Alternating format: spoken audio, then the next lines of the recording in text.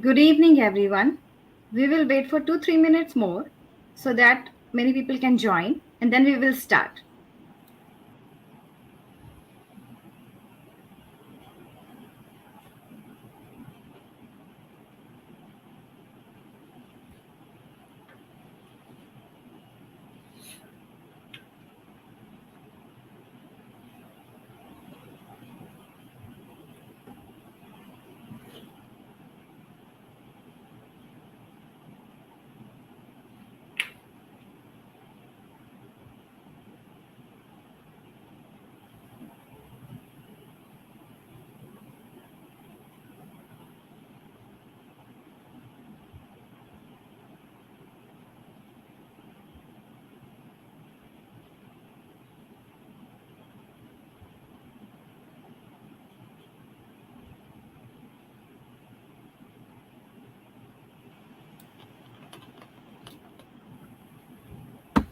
Good evening, everyone.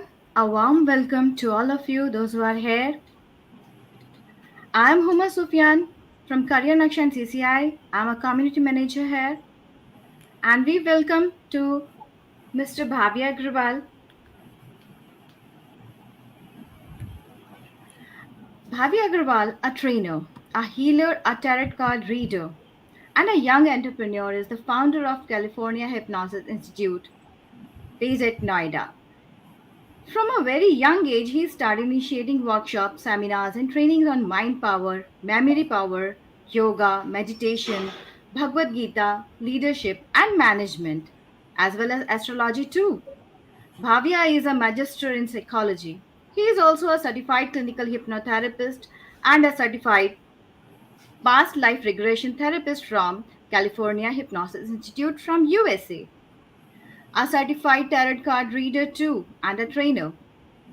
A certified Reiki healer, SME in mind and memory, a certified practitioner trainer from India, Trainer Association, and certified trainer for clinical hypnotherapy from California Hypnosis Institute, Gurugram.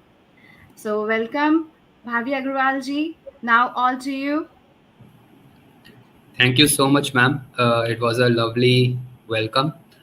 I'll share the screen with everyone, and so that we can start. Just take me 1 second.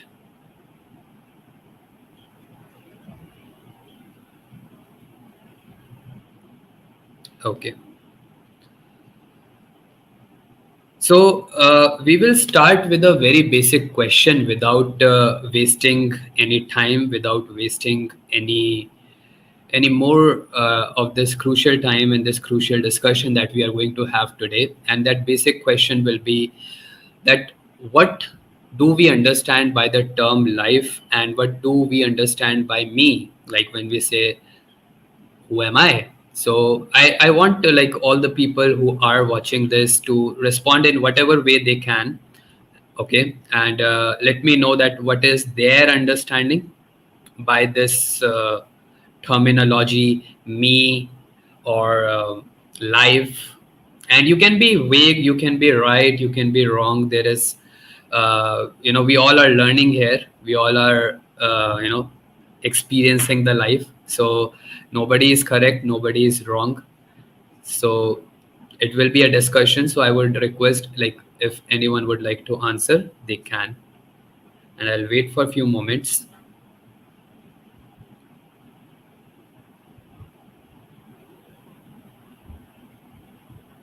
There will be a comment section for you, so you can write it down.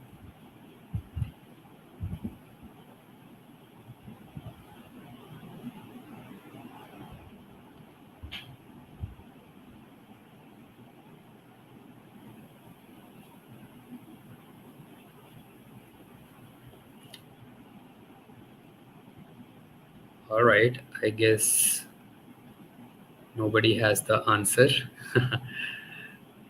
And it seems correct also, but I'll give you a few hints, and by that we'll move forward. We understand that life is a composition of body, mind, and soul.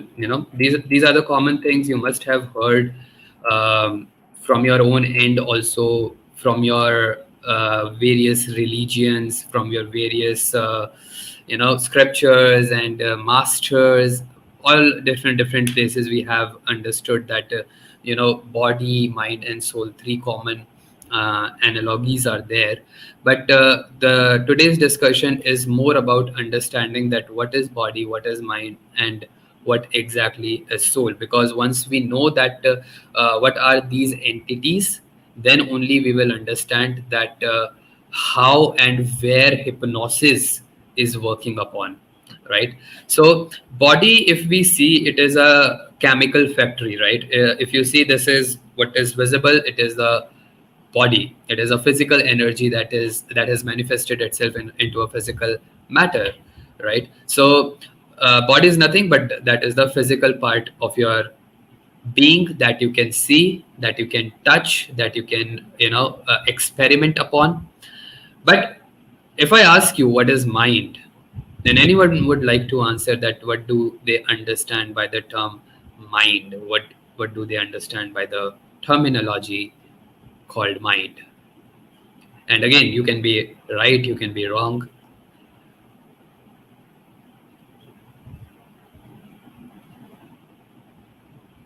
Mm, okay, so let me explain you with a one example. For example, I have this phone in my hand.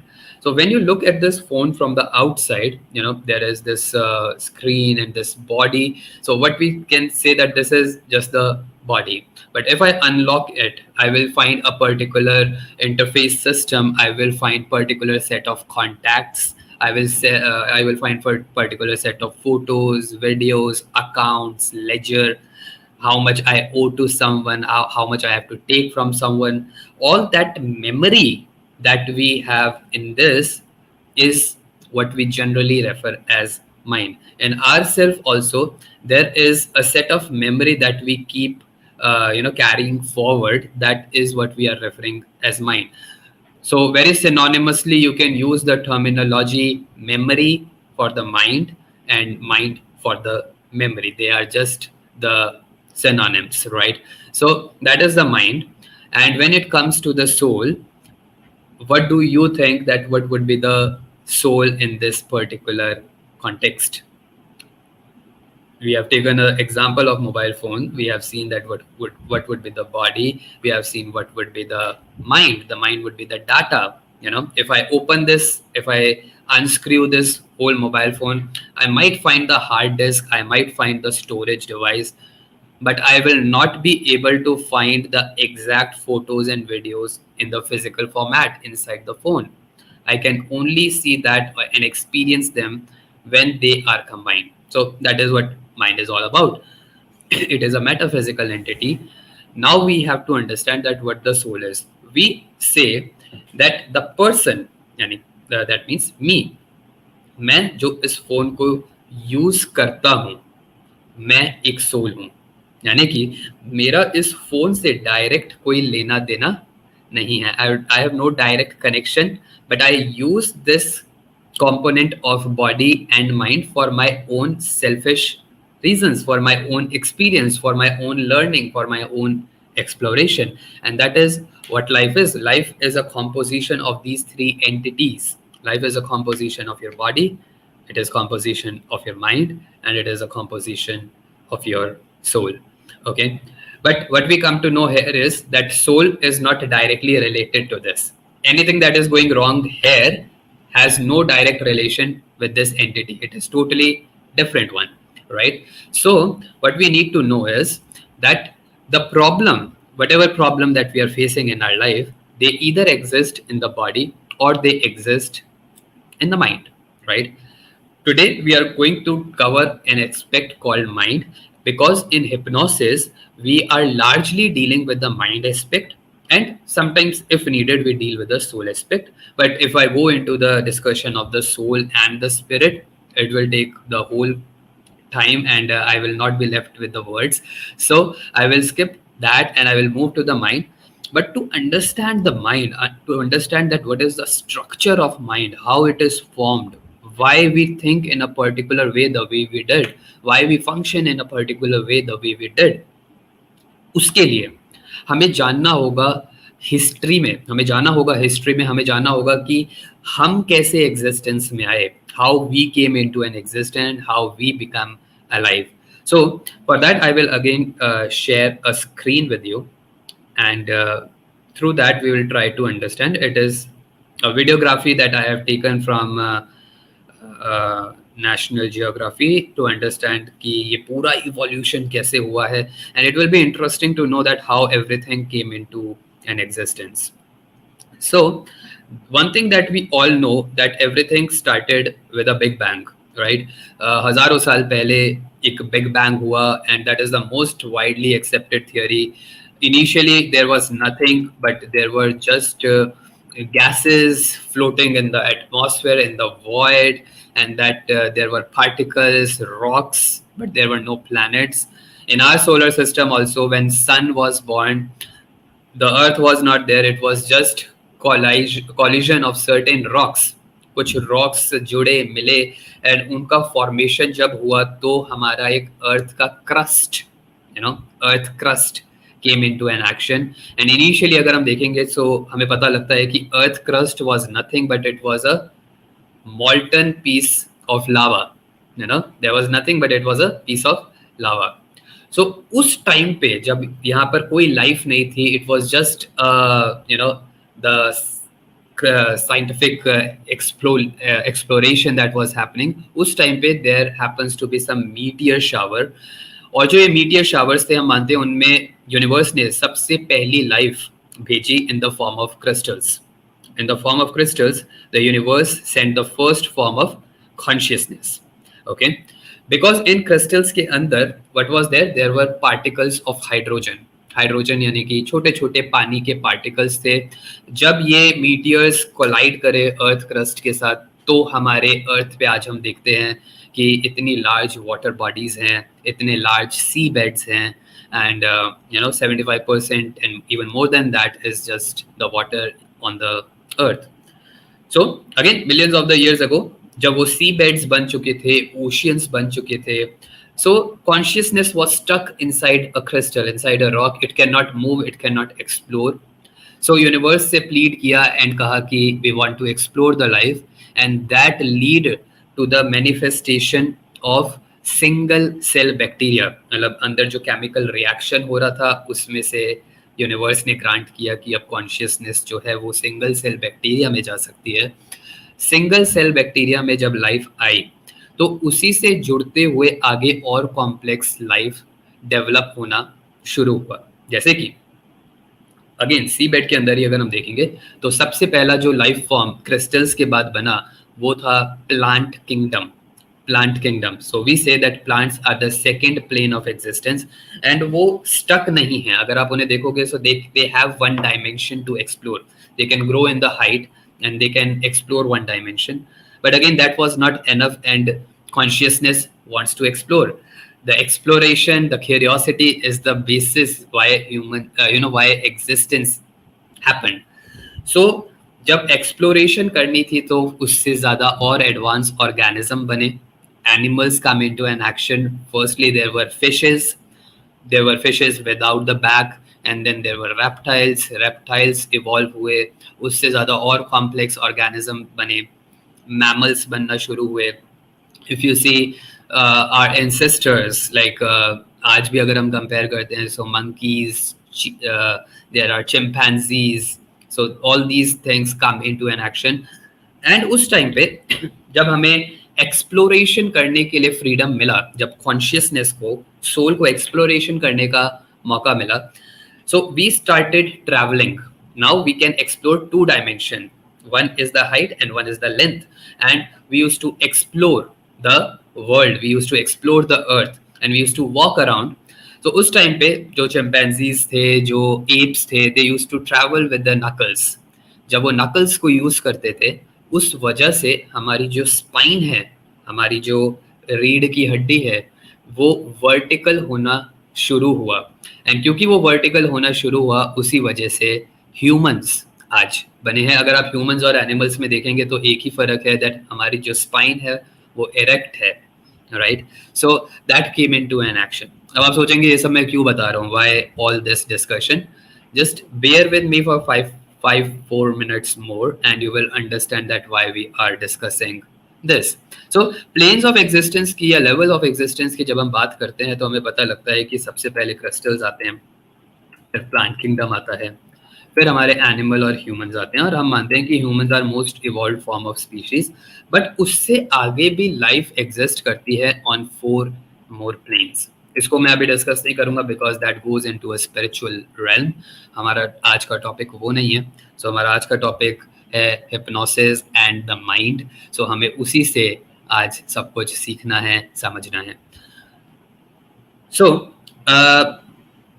Primitive man की अगर हम बात करेंगे, आदिवासी की अगर हम बात करेंगे, जब हम इवॉल्व हो रहे थे, so primitive man used to behave like animals. We were just like an animal, right? There were no concept of families, there were no concept of jungles.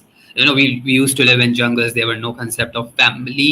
Sexual taboos नहीं थे, clothing जैसा कुछ नहीं था, कोई किसी भी टाइप की ट्रेनिंग नहीं होती थी. बट जैसे जैसे हम इवॉल्व हुए, हमारी स्पाइन इरेक्ट हुई, हमारा सेरेब्रल कॉर्टेक्स इवॉल्व हुआ, हमारे अंदर कैपेसिटी बनी that we can think. We develop a capacity to think. हमने सोचना समझना शुरू किया, चीज़ों के बारे में सोचना समझना हम लोगों ने शुरू किया. एंड जब से हमने सोचना समझना शुरू किया तो हमने सोचा कि यार अगर हमें बचना है, if we want to be safe, we should start living in commune. हमें ग्रुप में रहना ज़रूरी है. अगर ग्रुप में रहेंगे तो हर ग्रुप के कुछ रूल्स सेट होना शुरू हुए, कुछ रूल्स बनना शुरू हुए. जैसे कि रूल फॉर हंटिंग. हंटिंग करने कौन जाएगा? जो फिजिकली थोड़ा सा एक्टिव है, मेच्योर है, बिल्ट स्ट्रांग है. Those were the people who were allowed to go to the hunting, and that they were usually men, and that is why there is a common dogma कि बाहर जाके अगर कोई रोजी रोटी कमाएगा तो वो men कमाएगा. but it is again, it is a primitive time. That was the time when it was considered the right thing. Rules for sharing the food कि अगर आप खाना हंट करके ला रहे हो तो आपको वो शेयर करना है, तभी आपको कम्यून में एंट्री मिलेगी, otherwise you can not enter the commune. Then there were rules for sharing responsibility. You know, we all have to share the responsibility. I will cook, you will go hunt, and we, you know, something like that. There were shared responsibilities. There were rules for families कि अगर एक family बनानी है तो उसके rules हैं कि आप और कहीं नहीं जा सकते, etc, etc. So there were rules for the family as well. Basically rules से हुआ ये कि it led to the development of inhibition. Inhibition से मेरा मतलब है कि उसकी वजह से हमारे अंदर एक कॉन्शियस कंट्रोल बनना शुरू हुआ, कि जिससे हम कह सकते हैं कि अब जो इंसान है वो वैसे रिएक्ट नहीं कर सकता जैसा वो चाहता है. अब उसको सोचना समझना पड़ेगा. फॉर एग्जाम्पल, एक छोटा सा एग्जाम्पल देते हैं. You know, the toilet training, how does that came into an action. The urine, the loo that we do used to act like a clue for the wild animals to hunt down the humans. And when we started living in a commune, we started to think that ये सारे clues हैं and they act like a clue and we will be in a danger. So we should plan a spot where only we will excrete. एक जगह ढूंढते हैं, वहीं पर we will go for a toilet, but उसके अलावा नहीं जाएंगे. So अब अगर किसी इंसान को बाहर जाना है and there is an urge that they want to go and they want to excrete, but they cannot because it can lead to the danger. So वो जो कॉन्शियस कंट्रोल हमारे अंदर आ गया, वही कॉन्शियस कंट्रोल हम कहते हैं आज रूट कॉज है सारी प्रॉब्लम का. वही सारी रूट कॉज है हर टाइप की प्रॉब्लम का. सिगमंड फ्रॉइड ने इसके ऊपर बहुत ज़्यादा काम किया है. Basically that is the reason why our mind got divided into 2 parts called conscious mind and subconscious mind. तो अभी हम स्ट्रक्चर ऑफ माइंड को देखेंगे, हम समझेंगे कि हमारा माइंड का स्ट्रक्चर कैसा है, कैसे वो फॉर्म हुआ है, कैसे वो वर्क करता है, and how hypnosis come into an action into this whole picture. उसको हम थोड़ा सा समझने की कोशिश करेंगे. I will share the screen once again. Okay, so जब हम स्ट्रक्चर ऑफ माइंड को देखते हैं, सो अभी अगर आप स्क्रीन के मिडल में देखेंगे, so you will see that there is a spot. Okay, let's consider ये जो स्पॉट है ये आपका नेवल है, नेवल पॉइंट. ओके, जहाँ पर आपका सोलर प्लेक्सस चक्रा होता है. अगर इस पॉइंट से मैं 12 फीट का डायमीटर खींचता हूँ and I make a ball out of it, अगर मैं उसके चारों तरफ एक बॉल बनाता हूँ, यानी कि 12 फीट का एक बॉल या फिर एक एनर्जी फील्ड है, तो हम कहते हैं this is what is your mind energy. Now you will ask that why this is considered as a mind energy. The reason is, हजारों साल पहले when there were no communication devices, when there were no devices so that we can communicate and talk to each other, and everyone used to live in a different continent. उस time पे उस time पे हमारे जो clairvoyants होते थे, clairvoyants यानी कि those people who have a power of vision, they can see you and they can predict lot of things by looking at you. So जो क्लेयरवाइंट्स होते थे उन्होंने कहा कि माइंड की जो एनर्जी है वो 12 फीट का डायामीटर है, सबके चारों तरफ, चाहे वो बच्चा है, चाहे वो बूढ़ा है, चाहे उसकी हाइट 6 फीट है, चाहे उसकी हाइट 2 फीट है, उससे फर्क नहीं पड़ता. But it is like a energy field of 12, energy ball of 12 feet around our system, जिसको हमने माइंड बोला है. तो माइंड को इस तरीके से देखा गया. वहां पे कोई कम्युनिकेशन डिवाइसेस नहीं थे, कुछ नहीं था, फिर भी यही कहा जाता था. ठीक है. So that is why we believe, again there is no objective scientific explanation, but hypothesis है. माइंड को दो पार्ट्स में हमने डिवाइड किया है. एक को हमने बोला है कॉन्शियस माइंड. कॉन्शियस माइंड यानी कि जो भी चीजें आप सोचे समझे करते हो, everything that you think consciously and do. For example, planning. I have to go tomorrow to my office, so I will wake up at this time. I will spend this much time on the breakfast, this much time on the workout, then I'll go. So I'm doing the planning. That planning is done by the conscious mind. Interpretation, analysis, judgment. This thing has happened to me, whether it is right or wrong. कौन करता है? आपका conscious mind करता है.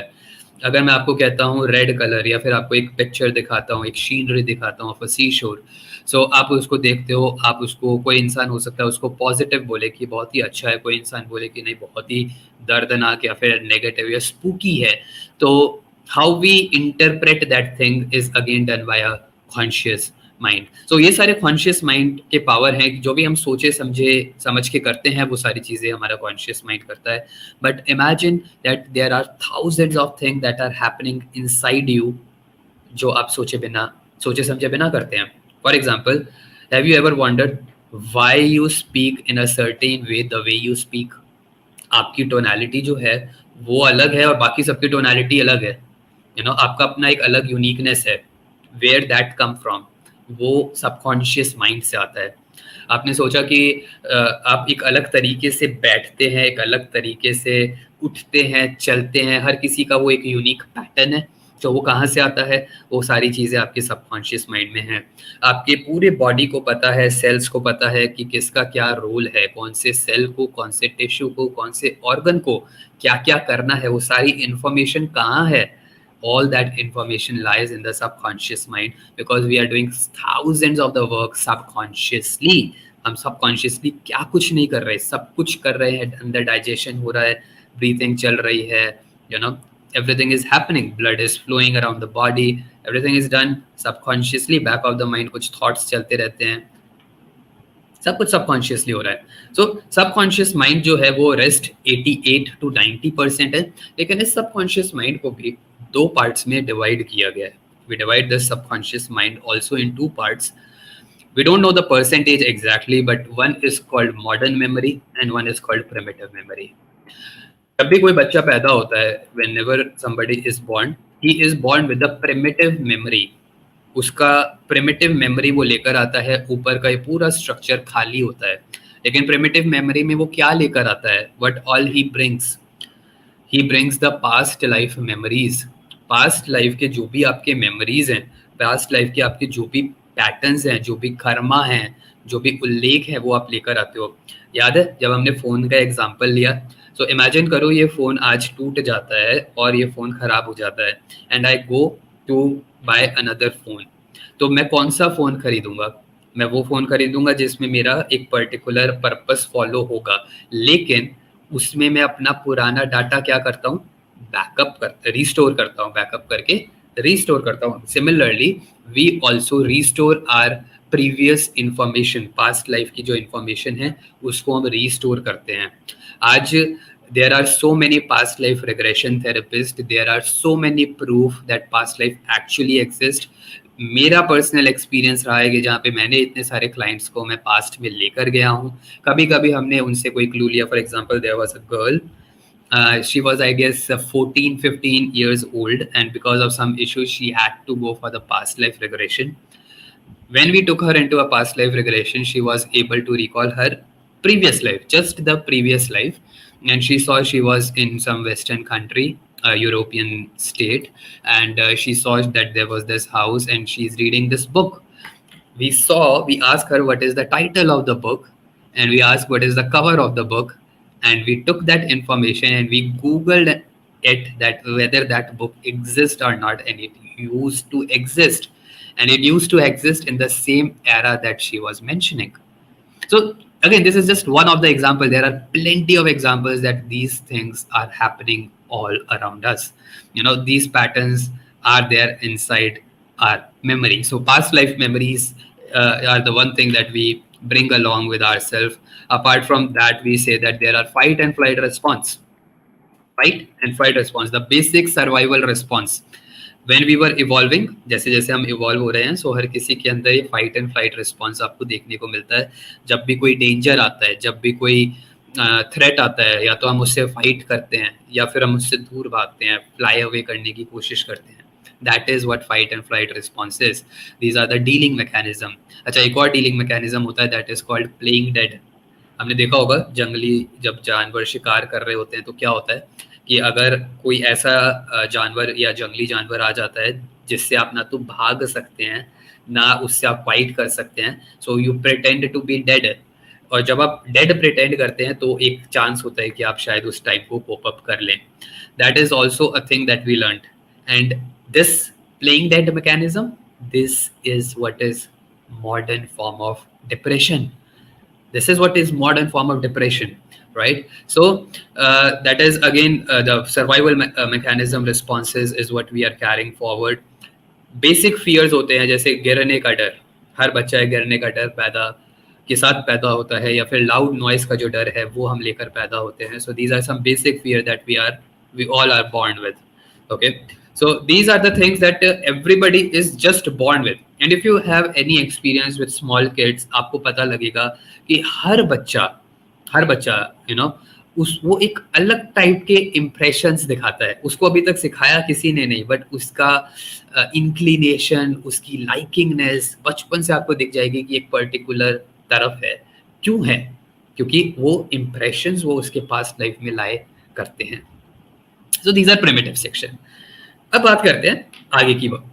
0 to 8 years, हम बोलते हैं 0 to 8 years आप जो कुछ भी देखते हो, जो कुछ भी पढ़ते हो, जो कुछ भी सुनते हो, जो कुछ भी एक्सपीरियंस करते हो, whatever you see, think, feel and experience, it is recorded directly into subconscious mind. For example, let's say there is a person on your door. He is wearing the white cloth, have the tika, malas and everything. The family people says that he is a priest, he is a good person, do the namaskaram and say hi. So you establish one connection that this kind of a person seems to be good. So you say that this is a good person. Similarly, you see a person that who is carrying a garbage bag, seems a little smelly, worn and torn clothes. So you say, the family people say that this is a negative person. This is a person who can harm you, or who can with whom you should stay behind. Like उसके पास मत आओ, उसके पास मत जाओ, बीमार हो सकते हो, वगैरह वगैरह, गंदा है, एक्सेट्रा. सो आपके माइंड में एक कंडीशनिंग बैठ गई कि ये जो टाइप का इंसान है, this is a bad person.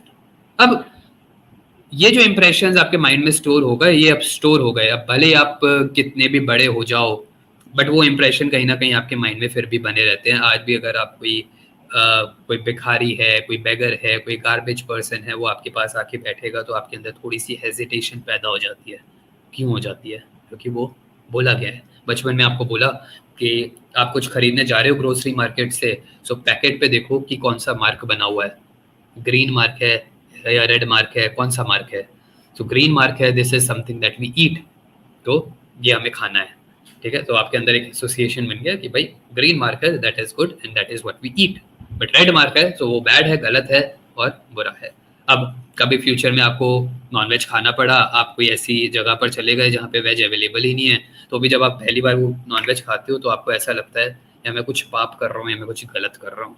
वो चीज़ कहाँ से आ रहा है, वो थॉट कहाँ से आ रहा है, वो एक डीपली एम्बेडेड चीज़ है जो आपके माइंड में बिठा दी गई है, राइट। ऐसे बहुत सारी चीज़ें हैं, ऐसे बहुत सारी चीज़ें हैं। तो इनिशियल इंप्रेशन 0 to 8 ईयर्स आप जो देखते हो, जो कुछ भी सुनते हो, वो एज इट इज माइंड में रिकॉर्ड हो गया, क्योंकि तब माइंड के पास इतनी एनालिसिस की पावर नहीं है कि जो ये हो रहा है वो सही है या वो गलत है। उसके अंदर वो सिर्फ वो लिंक है। याद करो, यहाँ पर अगर हम देखेंगे तो हमें पता लगेगा कि सब कॉन्शियस माइंड के पास एनालिसिस और जजमेंट का पावर नहीं है, वो पावर कॉन्शियस माइंड के पास है, राइट। वो जो पावर है वो कॉन्शियस माइंड के पास है। इसीलिए कहा जाता है, मतलब अगर साइकोलॉजिस्ट को भी देखा जाए तो वो आज इसीलिए ये कहते हैं कि हमारी लाइफ में, बच्चे में, पेरेंटिंग में कहा जाता है कि 0 to 7 years, 0 to 7 years are the most crucial thing. तब आप जो भी उसको बोलोगे, जो भी वो सुनेगा, देखेगा, महसूस करेगा, ये नहीं कि आपका इंटेंशन क्या है, उससे फर्क नहीं पड़ता, बट उसका क्या इंटेंशन है, उसने कैसे परसीव किया, वो उसके अंदर एज इट इज फीड हो जाएगा। अब 0 to 8 ईयर्स के बाद what happen is, 0 to 8 years के बाद आपके जो कॉन्शियस माइंड है और आपका जो सब कॉन्शियस माइंड है, उसके बीच में एक बैरियर बन जाता है, उसके बीच में एक बैरियर बन जाता है। इसको हम बोलते हैं क्रिटिकल माइंड। क्रिटिकल माइंड, ये क्रिटिकल माइंड और कुछ नहीं है, ये क्रिटिकल माइंड है आपके पास्ट के इम्प्रेशंस, ये क्रिटिकल माइंड है आपके पास्ट के जो भी वो 0 to 8 ईयर्स तक आपने जो भी मेमोरी इकट्ठी करी है, उसके बेसिस पे आपने कुछ बिलीफ सिस्टम, लेमन टर्म्स में बिलीफ सिस्टम आपने बना लिया है। लेकिन इस ग्राफ को अगर हम देखेंगे तो हमें पता लगा कि ये जो क्रिटिकल माइंड है, इसका थोड़ा सा एरिया कॉन्शियस माइंड में है, उसका थोड़ा सा एरिया सब कॉन्शियस माइंड में भी है। यानी कि कुछ ऐसे बिलीफ सिस्टम होते हैं जिसको लेकर हम अवेयर होते हैं, for example veg non veg, we all are aware कि भाई ये क्या है। बट ऐसे भी बहुत सारे इंप्रेशन होते हैं, बहुत सारे ऐसे बिलीफ सिस्टम होते हैं जिसको लेकर हम अवेयर नहीं होते, जो काम करते हैं हमारी लाइफ में बट उसको लेकर हम अवेयर ही नहीं है। फॉर एग्जाम्पल, मैं आपको एक एग्जाम्पल देता हूँ। एक बच्चा है जिसने बचपन से लेके आज तक हमेशा ये देखा कि मेरे घर में लड़ाइयाँ होती हैं मदर और फादर के बीच में, ग्रैंड मदर और ग्रैंड फादर के बीच में, भैया हैं और भाभी हैं उनके बीच में, चाचा हैं चाची हैं उनके बीच में। मतलब उसने बचपन से यही देखा कि बॉन्ड्स जो होते हैं ना, उसमें लड़ाइयाँ होती हैं, उसमें प्रॉब्लम होती है। तो उसने एक बात अपने माइंड में सबकॉन्शियस स्क्रिप्ट बन चुकी कि कि relationships are bad, relationships are tough, relationships is equal to fights.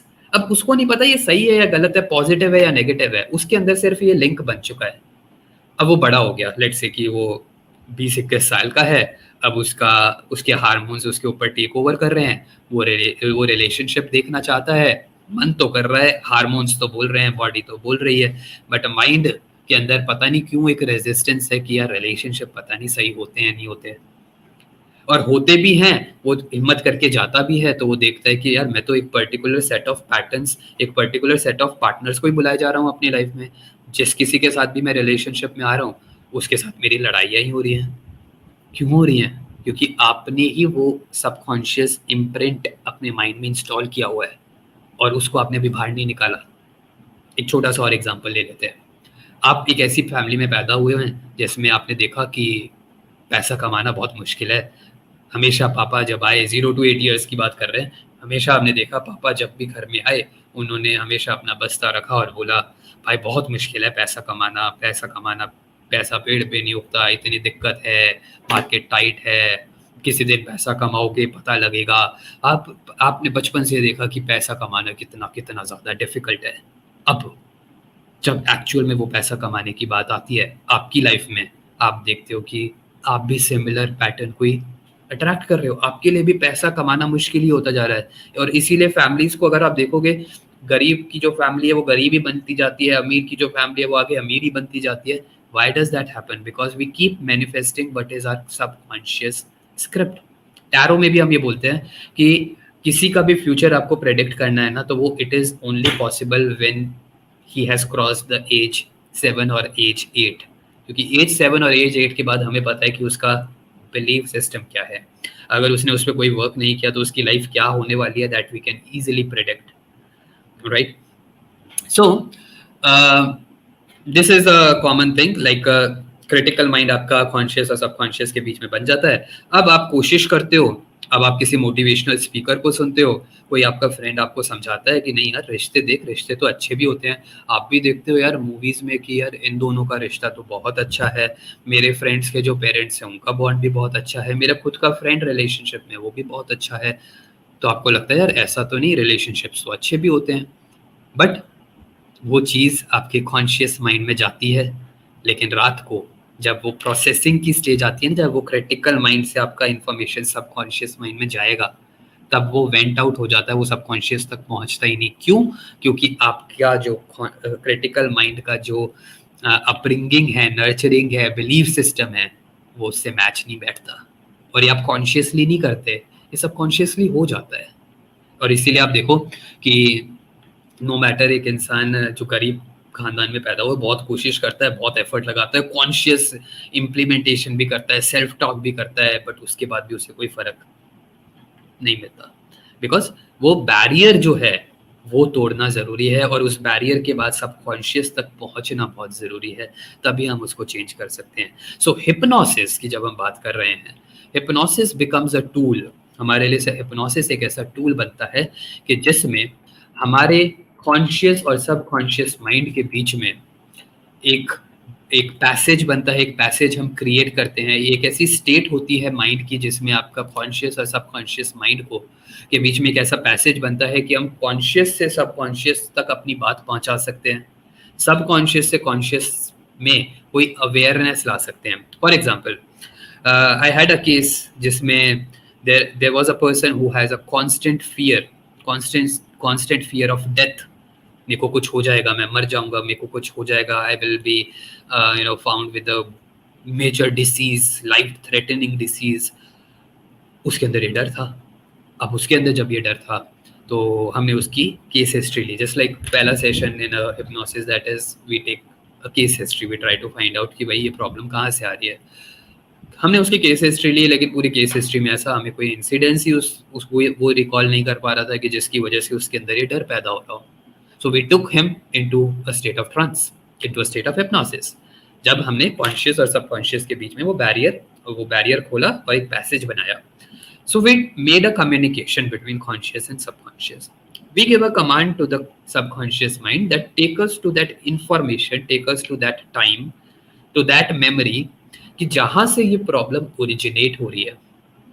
तो उस क्लाइंट का उस स्टेट के अंदर उसको कुछ इंप्रेशन आते हैं। वो देखता है एक हॉस्पिटल है, हॉस्पिटल के अंदर एक विंग है, वहाँ पे बहुत सारे बच्चों को रखा गया है, और वहाँ पे दो नर्स आती हैं, वो एक दूसरे से बात कर रही हैं, they are talking to each other. Now they point to a particular baby and they say that this baby will not be able to make it, he will die. ये बच्चा तो नहीं बच पाएगा, ये मर जाएगा। अब वो जो इम्प्रेशन है, वो बच्चा, फिर हमने पूछा कि do you know this baby? So he said it feels like me but I am not sure, it feels like it is me but I am not sure. So what we did a kind of healing, जहाँ पर जो भी हम hypnosis में healing करते हैं वो हमने हीलिंग वहाँ पर किया। We brought him out and we said that go to your house and ask your parents that were you hospitalised for certain days when you were born. ठीक है, कॉन्शियसली तो वो याद कर नहीं पा रहा था इस बात को। तो उसको हमने घर भेजा, घर जाके उसने ये बात को कंफर्म किया that he was born as a premature baby, and उसको काफ़ी दिन तक हॉस्पिटल में रखा गया था, वो वीक पैदा हुआ था। और उसके अंदर वो जो एक एनर्जी है, वो जो एक, मैं उसको वर्ड्स नहीं बोलूँगा क्योंकि तब तक उसको लैंग्वेज नहीं आता, तब तक उसको समझना नहीं आता कि वो नर्स ने एग्जैक्टली बोला क्या, उसको कुछ पता भी नहीं होगा। बट वो जो एनर्जी है वो उसके माइंड से कनेक्टेड थी, and that was creating a fear of death. Sometimes it is so direct, sometimes it is indirect ऐसे। So this is a way like we try to deal in a hypnosis. Another example I'll share, जैसे तो बहुत ही एक direct example था। There was a kid who came to us and who has a problem of OCD यानी कि obsessive compulsion disorder. Obsession compulsion disorder में क्या होता है that you become obsessed and compelled with certain things. So he was obsessed with washing hands. हाथ धोने हैं, सफाई रखनी है, अपनी ही नहीं बाथरूम की भी. So whenever he used to enter in to a bathroom he used to spend 3 4 5 6 hours there. It has become very extreme. So उस टाइम पे वो लोग उसके पेरेंट्स मेरे पास लेकर आए. उसकी भी जब हमने केस हिस्ट्री ली तो ऐसा कुछ हमें लगा नहीं कि that could have triggered this particular problem, कि जिस वजह से वो क्लीनिंग को लेकर इतना ऑब्सेस हो गया. बट सबकॉन्शियसली जब हम उसको ट्रांस में लेकर गए तो उसका माइंड एक ऐसी मेमोरी में लेकर गया जिसको हमने कॉन्शियस स्टेट में तो किया था, बातचीत करी थी. उसने देखा कि when he was in a relationship, एक रिलेशनशिप में था, बच्चा था, रिलेशनशिप में था, तब उसने अपने पार्टनर के साथ कुछ गलत किया और उस वजह से उसको बहुत ज़्यादा गिल्ट हुआ. और वही इंसिडेंस उसको माइंड में दिखाया गया. तो हमने उस मेमोरी को ही ठीक किया. हमें नहीं पता ये ओसीडी से कैसे रिलेटेड है, हमें नहीं पता था ये कैसे जुड़ा हुआ है, बट हमने इसको we try to connect it. And जब हमने उसको जोड़ा तो जब वो जागा उसने बोला that this was the guilt that I was trying to wash. This was the guilt that I was trying to wash and clean with my action. And जब वो चीज़ हमने करी उसके अंदर कॉन्स्टेंटली काफ़ी ज़्यादा चेंज देखा गया, उसके अंदर काफ़ी ज़्यादा इफेक्ट देखा गया. Just a second, I charge my laptop. It's about to get off. Till then, if you guys have any doubt, any question, because we will be soon starting with question and answer round, you can post it so that I will be able to answer them. You can post your question, query, anything regarding hypnosis, anything that I have discussed till now regarding that. कोई भी आपके अंदर doubt है, question है, related to topic, not related to topic, you can ask. Okay. So hypnosis हमें समझ में आया क्या है. It is a tool. But अब हम समझेंगे that what is a state of hypnosis. मतलब जो hypnosis state होती है वो state कैसी होती है और उस state में क्या होता है, because इसको लेकर भी काफ़ी ज़्यादा myths, काफ़ी ज़्यादा चीज़ें सोसाइटी में हैं. So let us try to understand. जब हम हिप्नोसिस को समझने की कोशिश करेंगे, स्टेट को समझने की कोशिश करेंगे, तो हमें सबसे पहले देखना है कि जब हम जागे होते हैं, व्हेन वी आर अवेक, हमारा कॉन्शियस माइंड जो होता है वो एक्टिव होता है. मतलब हम जागरूक होते हैं, हमें पता होता है कि हम क्या कर रहे हैं. We are active and we have the control. हमें पता है कि हम क्या कर रहे हैं और हम ही डिसाइड करते हैं कि हमें क्या करना है, हमें क्या डिसीजन लेना है. So conscious mind is active and it has the control. लेकिन सब कॉन्शियस माइंड जो होता है वो एक्टिव होता है, क्योंकि सब कॉन्शियस माइंड कभी भी इनएक्टिव हो ही नहीं सकता. It is always active, it is always active. But उसके अंदर कोई कंट्रोल नहीं होता, उसके अंदर उस वक्त कोई कंट्रोल नहीं होता. Everything was controlled by the conscious mind. जब हम सो जाते हैं तो ये सिचुएशन उल्टी हो जाती है. कॉन्शियस माइंड के पास, कॉन्शियस माइंड एक्टिव भी हो जाता है, उसके पास कंट्रोल भी आ जाता है. लेकिन जो हमारा कॉन्शियस माइंड है, यानी कि जागरूक मन है, वो सो जाता है. वे बिकम इनएक्टिव और उसके हाथ से कंट्रोल भी चला जाता है. That is what we refer as sleep. Now what is happening in hypnosis is that we create a state of balance where conscious and subconscious are at one level. वो एक लेवल पे हैं. They can have a good communication. अगर मैं चाहूँ तो consciously कोई भी इंटेंट डालकर सबकॉन्शियस से पर्टिकुलर सेट ऑफ मेमोरीज या रूट कॉज उसका पता कर सकता हूँ. सबकॉन्शियस माइंड भी अगर कॉन्शियस माइंड को कुछ दिखाना चाहता है वो दिखा सकता है. एंड सबकॉन्शियस में अगर मेरे को कोई हीलिंग करनी है, लर्निंग करनी है, that is also become possible because they both remain active. Now the myth that revolve around hypnosis is कि जब आप हिप्नोसिस में होते हैं तो आपको कुछ नहीं पता होता कि आपके साथ क्या हो रहा है. Now this is a myth, because आपका कॉन्शियस माइंड एक्टिव रहता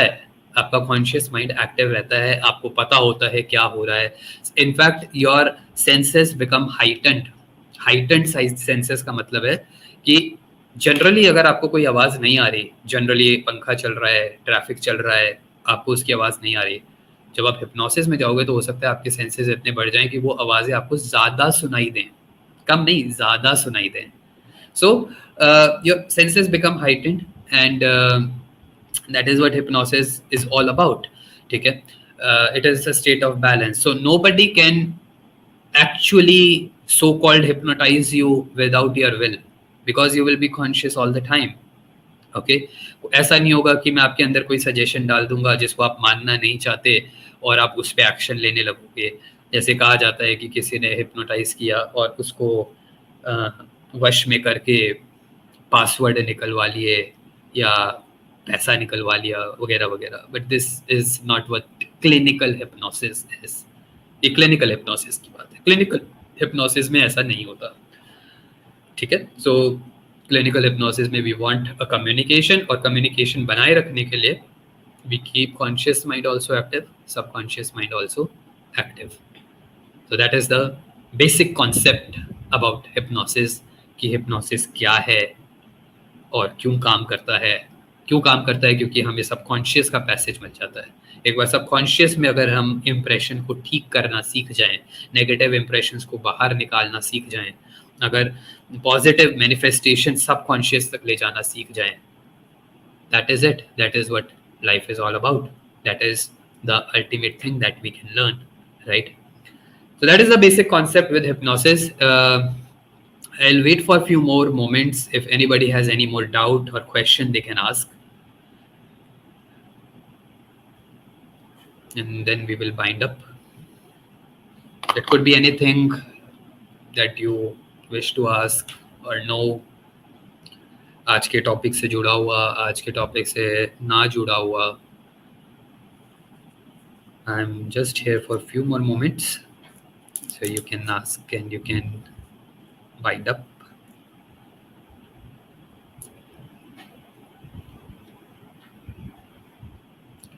इन केस कभी भी आप ये वीडियो देखते हैं और आपके माइंड में कोई भी क्वेरी आती है, आपको लगता है आपको कांटेक्ट करना है, so you can directly talk to me. Okay, I run a organisation called California Hypnosis Institute Noida. It is a franchise and इसको आप गूगल पे सर्च करेंगे, so you will get my contacts and you can talk to me directly. तो कोई question है, कभी आपको कोई सेशन लेना है या फिर आपको सीखना है, बिकॉज हमारा मेन काम सिखाने का ही है. We teach that how to perform hypnosis and how to heal people through hypnosis. So for that you can contact us. We provide full certificate course. Okay, I think there are such doubts, so I'll bind up. Okay, all right, so bye bye everyone and have a good night and take care.